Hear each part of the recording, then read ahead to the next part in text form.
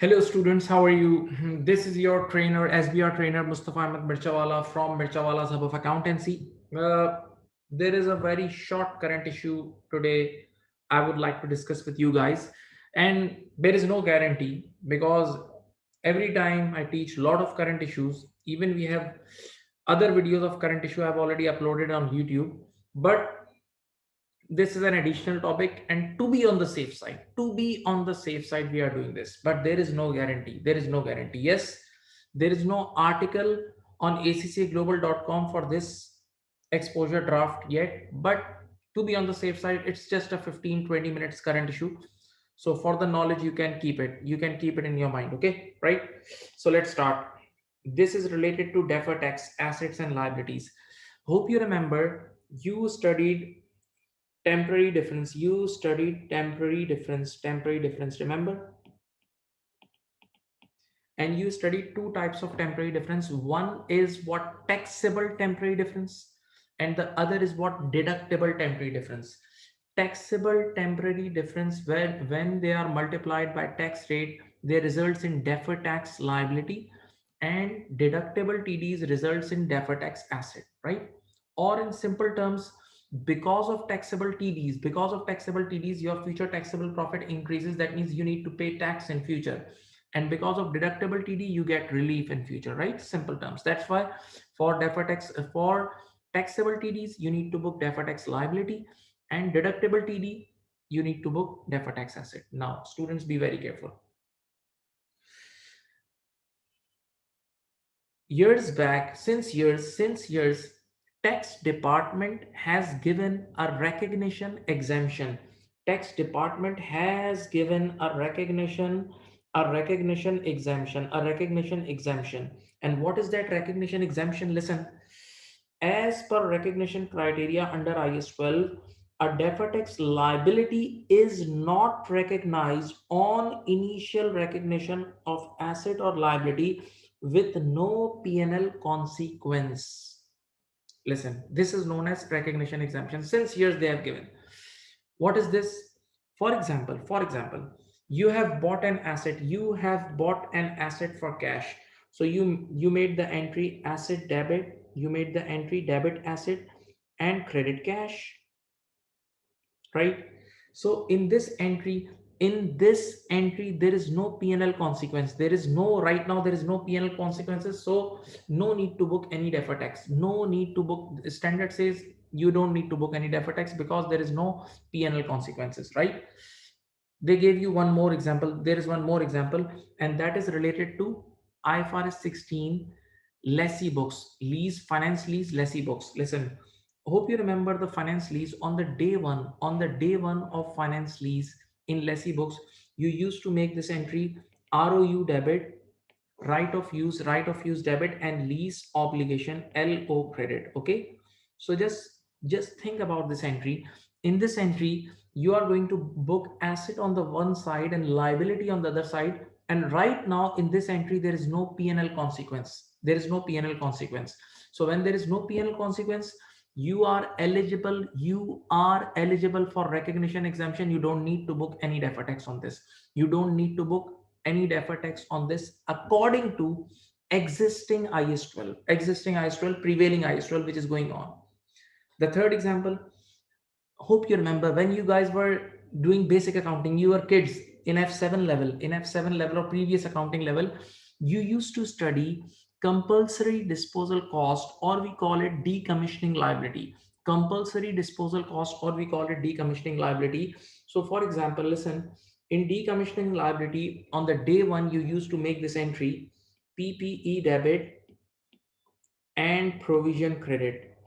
PPE debit and provision credit. Now listen, if you see this entry, PPE debit and provision credit, there is asset on one side, that is PPE, and the liability provision on other side.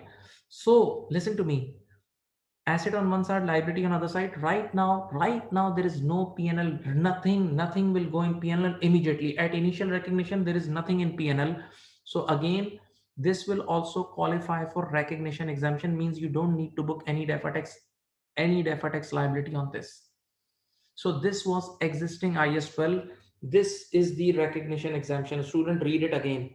Read it again. Read it again. I repeat, read it again. Wait. Read it again, please. Read it again. As per the recognition criteria under IS 12, a deferred tax liability is not recognized on initial recognition of asset or liability with no P&L consequence. This is known as recognition exemption. This is the previous standard, old standard. Now, what new thing they are bringing? What new thing IASB proposing? ISB is saying that this initial recognition is not correct for certain transaction. For certain transaction, International Accounting Standard Board should lift up this recognition exemption for certain transaction. It looks inappropriate for certain transaction because they say there is a temporary difference exists in certain transactions. So it's better that IAS board should remove this recognition exemption. Okay, so they have given two examples. I'll explain these two examples and I'll prove you there is a deferred tax present. There is a temporary difference present in this transaction. So when there is a temporary difference present in this transaction, so we have to book deferred tax, right? This is what International Accounting Standard Board is proposing, that now we should remove this recognition exemption for certain transaction. Okay, I'm going to share two examples with you. The first one is lease contract for lessee. Now listen. Whenever we acquire an asset on lease in lessee books, according to new IFRS 16, nowadays 95% lease are finance lease, except for one or two, except for few cases. 99% leases are now finance lease. Okay, and in that case, let me make the entry. We make the entry ROU debit and lease obligation credit. ROU debit and lease obligation credit. Now, what we do in accounting, open your eyes. What we do in accounting, we book depreciation expense right from the day one. Whenever we started, let us say we are starting from day one, we book depreciation expense on ROU, and on lease obligation we book interest expense. So yes, it affects your P&L. It affects your P&L just from the next day. From the next day, it affects your P&L. So you book two things: depreciation expense and interest expense. Okay, and in accounting books. In accounting books, you are doing finance lease. In accounting books, you are doing finance lease accounting. I'm sure you know this. You guys are not no more kids. So in accounting books, what two things will go in your P&L? Depreciation and interest expense. Now, when you go to tax department, the tax boys, tax guys, tax department treats all leases as operating lease. Almost all over the world, in different jurisdiction, tax department treats leases as operating lease. So what they say we don't recognize ROU, we don't recognize lease obligation. For us, this transaction is operating lease, and in operating lease, whatever rental you pay, we'll allow you. Rentals paid is allowed. So now use your brain. Rentals paid is allowed. Now use your common sense. In accounting world, we are booking depreciation expense plus interest.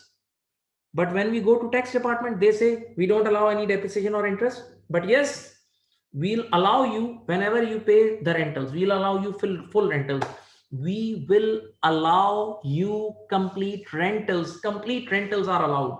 So my dear students, just think over it. There is a temporary difference because in the accounting difference, the amount is different. In the textbooks, amount is different, and also the time is different. How can the time be different? Let me give you one example. Very easy example.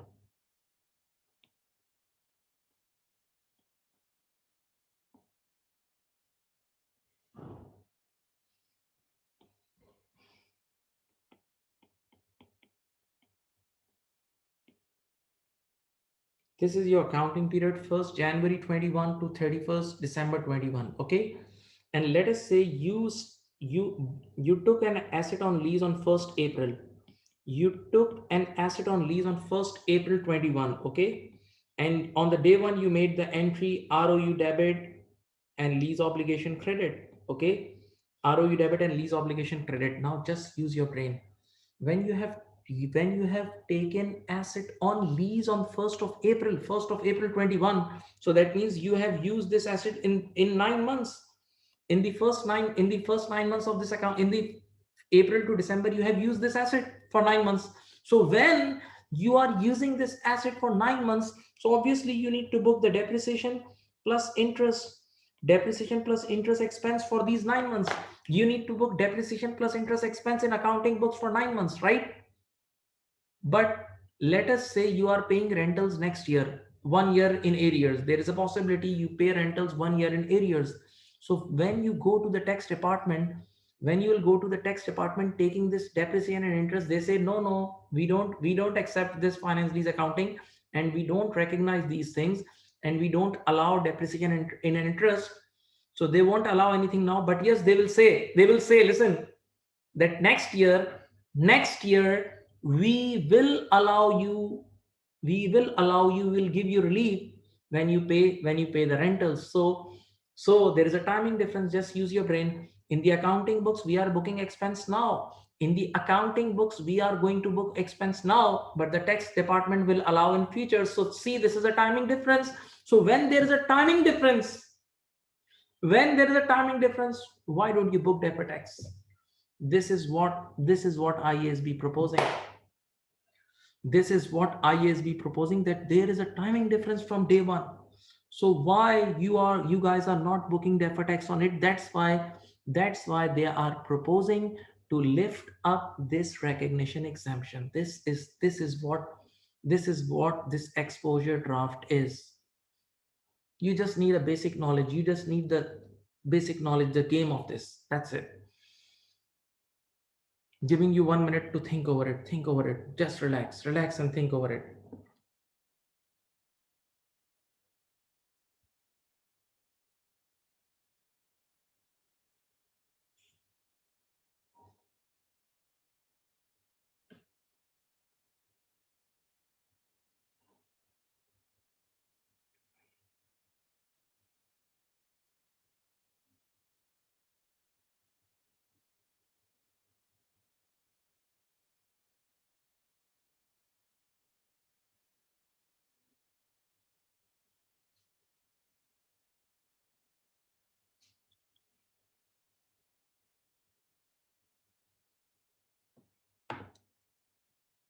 Now, giving you one more example. Please just concentrate. 5 minutes more. Please. Thank you. Thank you for listening me.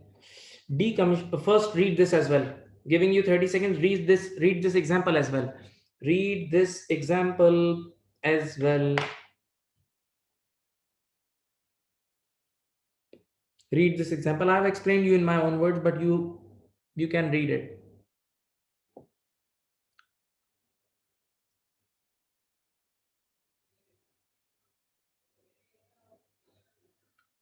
Now, the second example is decommissioning cost. Let me recall you this topic as well. Hope you remember this decommissioning cost or compulsory disposal cost is what? Sometimes when you buy mining rights from somebody, and you go to dig that mine. So government authorities come and they give you a piece of paper to sign. And what is written in that paper? That whoever will do digging here, whoever will do mining, will have to landscape at the end of year 5. Okay, so there is an obligation right from the day one. There is an obligation right from the day one for that compulsory disposal cost. So remember, we used to make entry for this compulsory disposal cost or decommissioning liability. Students, please, we used to make this entry: debit PPE and credit provision, debit PPE and credit provision. Remember? Now this thing, think. Wait. We have to pay this at the end of year 5. Okay. We have to pay this at the end of year 5. The payment will be made at the end of year 5. Now, You know, in accounting books, what we do, we book depreciation expense. We book depreciation expense right from the day one. Just the day we start using it, we book it. We book depreciation expense for this PPE, and we book interest, or what we call unwinding of discount, for this provision liability, because we have done discounting. We have calculated this provision by doing present value, by computing present value of future cash flows, or what we call it discounting. So definitely unwinding of discount is needed. So students, in accounting books, now my final words, in accounting books, right from the day one, we have to book depreciation plus unwinding of discount, that is interest. So these two expenses we are booking in accounting. Listen, and now we'll go to tax department. Now we will go to tax department and we'll say, sir, please allow this expense. Tax department will say, no, no, no, no, we won't allow anything now, but yes, we'll allow when you'll pay in future. We will allow you to gather everything together in future. So what does it mean? This means there is a timing difference. It means there is a timing difference, because we are booking in accounting books, we are booking expense now, but tax department is giving us relief in future, so there is a timing difference. So when there is a timing difference, why don't you book deferred tax? This is what standard board is proposing. This is what standard board is proposing, students. I hope you got the concept. See this, what board is proposing. Consequently, see, the board is proposing amendments to require a company to recognize deferred tax for temporary differences that arise on such transactions. The proposed amendment would do so by narrowing the scope of recognition exemption. That means they are going to lift up, or they are going to change some of these recognition exemptions, because they think they are not correct. They think these recognition exemptions are not always correct. Okay, so keep this in mind. Maybe it may come. Okay, so this was last moment help for you guys, and work hard, best of luck, and remember me in your prayers. Thank you. Hope you will have an excellent paper. Thank you.